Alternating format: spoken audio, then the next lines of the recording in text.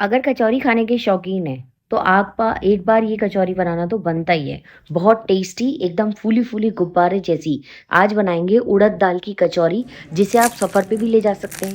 और एक ख़ास तरह की हलवाई वाली आलू की सब्ज़ी, जिसके लिए स्पेशल मसाला, कचौरी का भी स्पेशल मसाला। तो वाक़ई अगर फूडी है ना और बहुत बढ़िया-बढ़िया खाने की रेसिपीज़ की शौकीन हैं और बढ़िया-बढ़िया रेसिपी ट्राई करना चाहते हैं, तो ये रेसिपी ट्राई करना तो बनता ही है। आप पहले मसाला देखिए कितना लाजवाब और एकदम चटक मसालेदार मसाला बनाए। तो अब आप खुद ही सोचिए कि इसकी कचौरी कैसी बनी होगी। Hello friend, welcome to my channel easy and tasty. तो चलिए इजी एंड टेस्टी रेसिपी शुरू करते हैं। इसके लिए सबसे पहले मैंने 2.5 कटोरी के लगभग मैदा लिया है। आप मैदा की जगह गेहूं का आटा भी ले सकते हैं, पर अगर वाकई कचौरी खानी है ना उड़द दाल की, तो वो मैदा में बहुत ज़्यादा खस्ता बनती है। आधा चम्मच अजवाइन डाल देंगे और आधा चम्मच, फिर तीनों चीज़ों को अच्छे से मिक्स करके 2 टेबलस्पून के लगभग देसी घी डाल देंगे। देसी घी की जगह ऑयल डाल सकते हैं, पर देसी घी से कचौरी ज़्यादा देर तक फ्रेश बनी रहती है और खस्ता भी बनती है। बस इसी में देसी घी का इस्तेमाल करना है, बाकी किसी चीज़ में नहीं। अच्छे से सारे मैदा को हम घी के साथ और नमक के साथ मिक्स करेंगे और रूम टेम्परेचर का थोड़ा-थोड़ा पानी डालकर इसका एक नरम डो लगाकर तैयार करेंगे। अगर आपको पूरी बनानी हो, तो थोड़ा हार्ड डो लगाइए, और अगर कचौरी बनानी होती है ना, तो एकदम नरम डो लगाते हैं, जिससे बहुत ही बढ़िया कचौरी बनके तैयार होती है। बस इस तरह से हल्के हाथ से मलते हुए एकदम सॉफ्ट डो लगाएँगे और इसे 4 से 5 मिनट तक बिल्कुल अच्छे से गूँध लेंगे। इससे क्या होगा, इसमें मैदा में एक लोच आ जाएगी और बढ़िया कचौरियाँ बनके तैयार होंगी। एक भी कचौरी आपकी ना तो फटेगी और इतनी खस्ता बनेगी कि जो भी खाएगा आपकी तारीफ़ ही करता रहेगा। अब मैंने 100 ग्राम के लगभग उड़द की धुली हुई दाल को 2 घंटे तक पानी में भिगो दिया था। अब भीगकर वो बिल्कुल डबल हो गई है। इसी तरह 1 टीस्पून के लगभग हींग को 2-3 चम्मच पानी के अंदर अच्छे से घोल लेंगे। आज स्पेशल कोटा वाली हींग की कचौरी बनाएँगे, बहुत बढ़िया लगती है खाने में। इसके लिए खास मसाला तैयार करेंगे। 1 टेबलस्पून साबुत धनिया, आधा टेबलस्पून काली मिर्चें, 4-5 लौंग, 1 टेबलस्पून जीरा, 1 टेबलस्पून सौंफ। सारी चीज़ों को मिलाकर अच्छे से दरदरा पीस लेंगे। साथ में 2-3 सूखी लाल मिर्चें डाल दीजिए। ये देखिए मसाला, देखिए आप कितना ज़बरदस्त है। तो अब ये अगर फिलिंग का मसाला है ना, तो ऑब्वियस खुद ही सोचिए कि कितनी अच्छी कचौरी बनेगी। अब फ्राइंग पैन में 1 टेबलस्पून कोई भी ऑयल रिफाइंड लेकर उसमें ये मसाला डाल देंगे। 1 चम्मच अदरक और हरी मिर्च जो है वो पीस कर डाल देंगे। बहुत अच्छी करारी कचौरियाँ बनाने के लिए ये मसाला बनाना बहुत ज़रूरी है। अब सारी चीज़ें जब अच्छे से भुन जाएँगी, तब हम इसमें 2 से 3 टेबलस्पून के लगभग, वैसे मैंने 3 टेबलस्पून बेसन का इस्तेमाल किया है। बेसन डालने के बाद हम इसे लगातार चलाएँगे और गैस का फ्लेम लो करके भूनते रहेंगे, जब तक कि बेसन अच्छे से भुन ना जाए। बेसन का कच्चा रहना अच्छा नहीं है, क्योंकि कचौरी खस्ता नहीं बनेगी और उतना स्वाद नहीं आएगा। 2-3 मिनट ही आपको लगेंगे। गैस का फ्लेम बिल्कुल लो रखना है और उसके बाद ये देखिए बेसन जैसे-जैसे भुनता जाएगा ना, ये फूलेगा और इस तरह से बिल्कुल हल्का हो जाएगा। बस इसी स्टेज पर जो हमने उड़द की धुली हुई दाल, जिसको भिगो के रखा है, उसका पानी अच्छे से निकाल देंगे और दाल इसके अंदर डाल देंगे। दाल के साथ बेसन को लगातार चलाते हुए भूनेंगे। दाल की अभी हमें अच्छे से भुनाई करनी है और साथ में इसमें हमें थोड़े से मसाले भी और डालने हैं, ताकि इसका बहुत बढ़िया लुक और टेक्सचर आ जाए। तो इसके लिए मैंने इसके अंदर 1 टीस्पून नमक, 1 टीस्पून हल्दी पाउडर, 1 टीस्पून लाल मिर्च पाउडर और 1 टीस्पून ही कश्मीरी लाल मिर्च पाउडर डाल देंगे। आधा चम्मच के लगभग काला नमक डाल देंगे। इस मसाले में काला नमक ज़रूर से जाएगा। आधा चम्मच के लगभग हम इसमें अजवाइन डाल देंगे। थोड़ी-सी कसूरी मेथी को हाथों से क्रश करके डाल देंगे। अब इसके अंदर हमें अमचूर पाउडर और डालना है, तो इसलिए मैंने 2 चम्मच अमचूर पाउडर डाला है, ताकि कचौरी का मसाला इतना खट्टा और चटपटा बनेगा ना, कि अगर आप इसे 2-4 दिन तक रखकर, 2-4 दिन क्या, ये कचौरी वैसे सच बताऊँ तो 1 हफ्ते तक भी खराब नहीं होती। बस कंडीशन एक ही है कि आपको दाल को अच्छे से भूनना है। अगर दाल की भुनाई कम हुई ना, तो कचौरी अच्छी नहीं बनेगी, और अगर दाल अच्छे से भून ली, तो दाल का कच्चापन रहेगा ही नहीं और बढ़िया कचौरी बनेगी। अब जो हींग का पानी हमने घोल कर रखा था, वो इसके अंदर बाद में डालेंगे।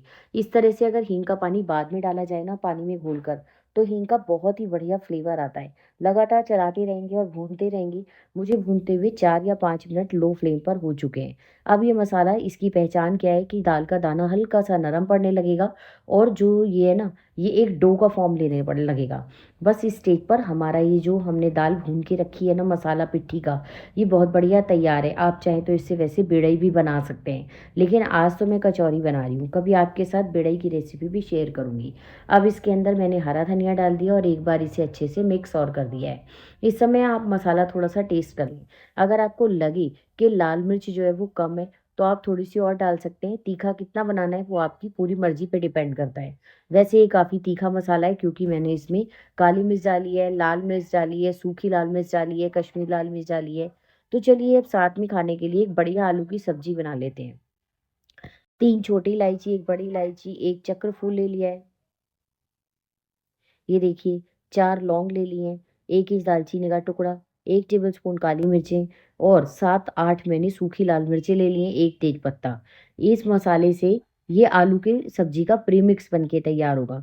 इतना अच्छा मसाला बनता है, सिर्फ 2 चम्मच मसाला डालिए और बढ़िया आलू की सब्जी तैयार है। अब एक फ्राइंग पैन में 2 टेबलस्पून धनिया, 2 टेबलस्पून सौंफ ले लेंगे, 1 टेबलस्पून इसके अंदर हम जीरा डाल देंगे। इन सारी चीज़ों को अच्छे से लो फ्लेम पर धीरे-धीरे रोस्ट करते रहेंगे।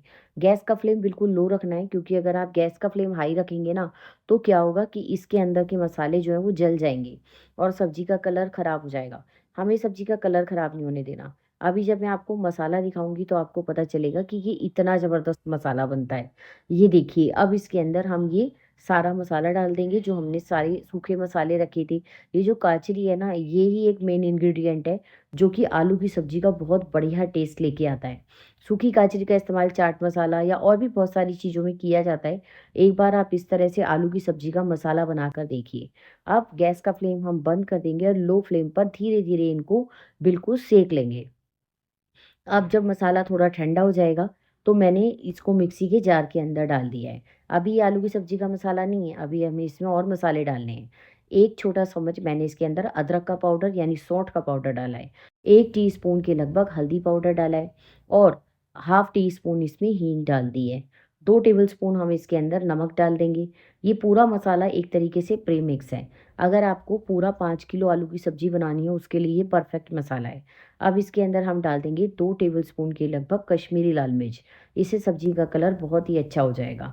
वैसे तो खटास के लिए हमने काजरी डाली है, वो बिल्कुल हलवाई जैसा टेस्ट लाएगी और ये काजरी सूखी आपको कहीं भी किसी भी किराने की दुकान पे मिल जाएगी। 2 टेबलस्पून अमचूर पाउडर डाल दिया। ये देखिए कितना अच्छा आलू का मसाला बन के तैयार है। इस आलू मसाले से अगर आप आलू की सब्जी बनाएँ, तो हलवाई की सब्जी भी फ़ेल हो जाएगी। अब इसको क्या करेंगे, ताकि इसका कलर ख़राब ना हो, इसको किसी एयर टाइट कंटेनर में भर देंगे और जब मन करेगा तब हलवाई जैसी आलू की सब्ज़ी सिर्फ़ 5 मिनट में तैयार कर लेंगे। इसके लिए आपको टमाटर की भी ज़रूरत नहीं पड़ेगी। इतना अच्छा इसका कलर आता है और सब्ज़ी का टेक्सचर भी आता है। अब मैं आपको इसके साथ आलू की सब्ज़ी बनाकर दिखाऊँगी। ये देखिए ये मसाला तैयार है।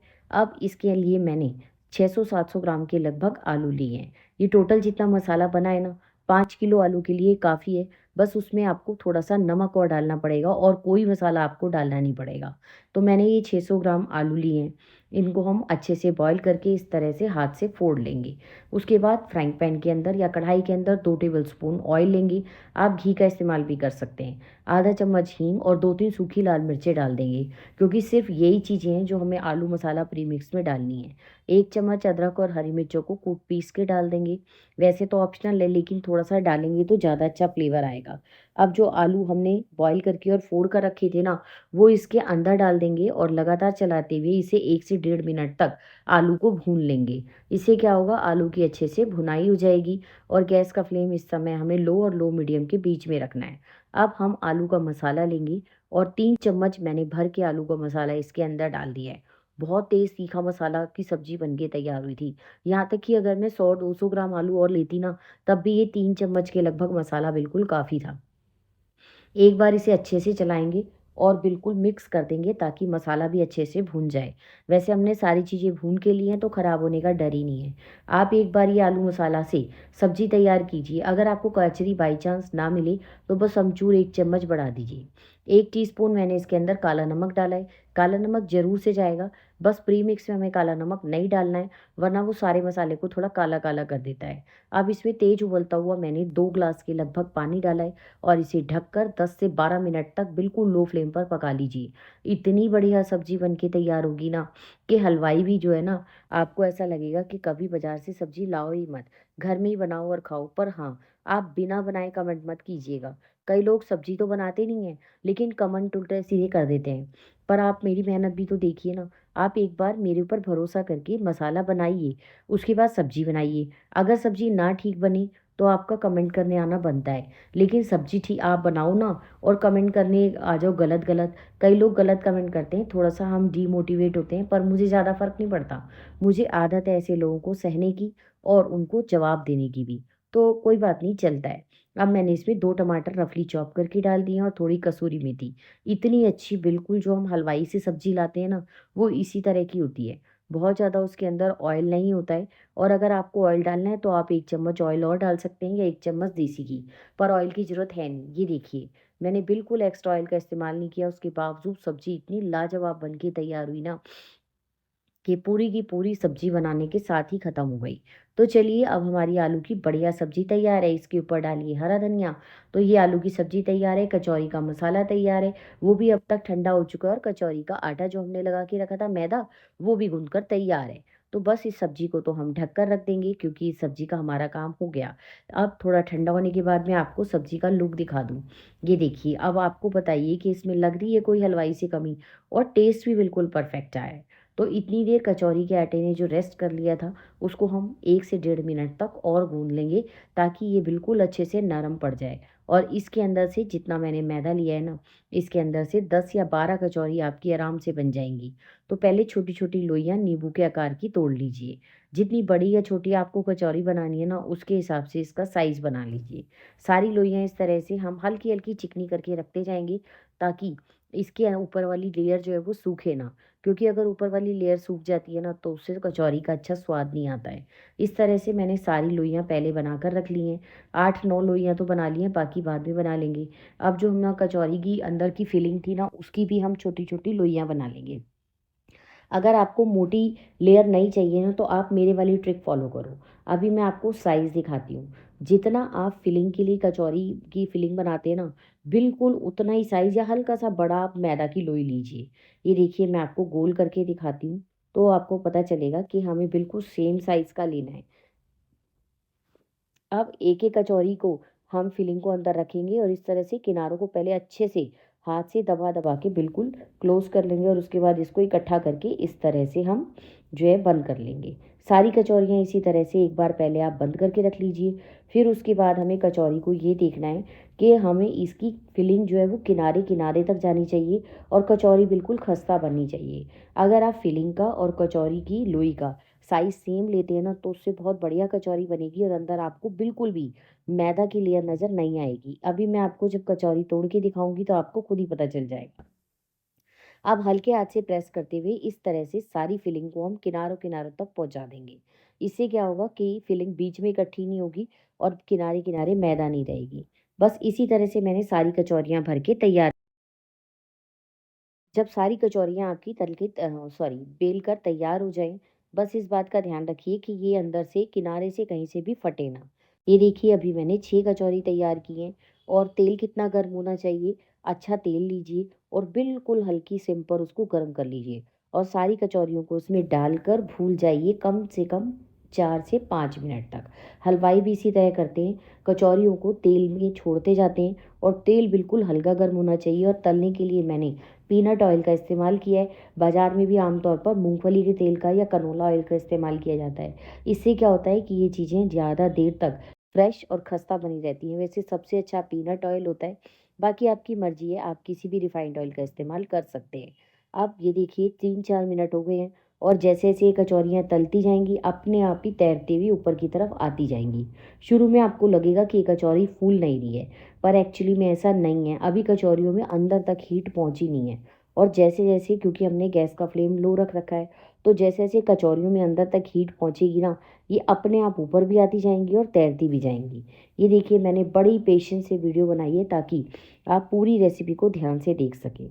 एक बार इसे फिर से पलट दीजिए बस अब इस बार आप पलटेंगे ना तो ये धीरे-धीरे करके फूलने लगेंगी, क्योंकि कचौरियाँ जो हैं वो अब धीरे-धीरे सिकने लगी हैं। हाँ, कचौरी सेकते हुए आपको एक बात का ध्यान रखना है कि गैस का फ्लेम बिल्कुल भी हाई ना करें। जितनी लो फ्लेम पर आप कचौरी सेकेंगे उतनी खस्ता बनेगी और उसकी शेल्फ लाइफ उतनी ज़्यादा ही होगी। तो मतलब मान के चलिए कि ये 6 कचौरियाँ तलने में ही ना मुझे कम से कम 15 से 16 मिनट का टाइम लग गया। पर मैंने एक बार भी गैस का फ्लेम हाई नहीं किया है। हाई फ्लेम करते ही ऊपर की परत गोल्डन हो जाएगी और अंदर से कचौरी कच्ची रह जाएगी। तो हाई फ्लेम करना ही नहीं है। सीखने दो, आप भी अपना काम करते रहो। खाना बना लो दूसरी वाली गैस पे, बर्तन मांज लो, घर में जितने काम होते हैं मैं तो सब कर लेती हूँ और बीच-बीच में आके कचौरी को अलट-पलट करती रहती हूँ। उससे काम भी हो जाता है और फैमिली के लिए बढ़िया खस्ता कचौरी भी बन जाती है। ये देखिए कितनी एकदम गुब्बारे जैसी गोल-गोल और बढ़िया कचौरियाँ बन के तैयार हुई हैं। जब भी मैं कचौरी तोड़ के दिखाऊँगी ना, तब आपको पता चलेगा कि ये कितनी ज़्यादा अंदर से फिलिंग से भरी हुई है और कितनी मसालेदार कचौरी है। कोटा में इसी तरह की कचौरियाँ बनाई जाती हैं जो लोग बड़े शौक से दूर-दूर से आके कचौरी खाते हैं और ये हींग की कचौरी कहलाती है। ये देखिए, अभी मैं आपको इसकी फिलिंग दिखाती हूँ। अभी ये बहुत ज़्यादा गर्म है, मुझसे हाथ से पकड़ी भी नहीं जा रही है और एकदम करारी कितनी बनी है और लेयर कितनी पतली है ये देखिए आप ही। कहीं भी आपको मैदा की लेयर मोटी नज़र नहीं आएगी। तो चलिए अब इसे सर्व कर लेते हैं बढ़िया सी हलवाई स्टाइल आलू की सब्जी के साथ। इस तरह से आलू की सब्जी के साथ अगर इस कचौरी को खाने को मिल जाए ना, तो समझ लो उस दिन का तो दिन ही बन जाता है। मतलब ऐसा ज़बरदस्त नाश्ता हो जाता है ना घर वालों का, पूरा दिन घर वाले खुश रहते हैं। तो चाहिए आप भी अपने घर वालों को खुश कीजिए और कमेंट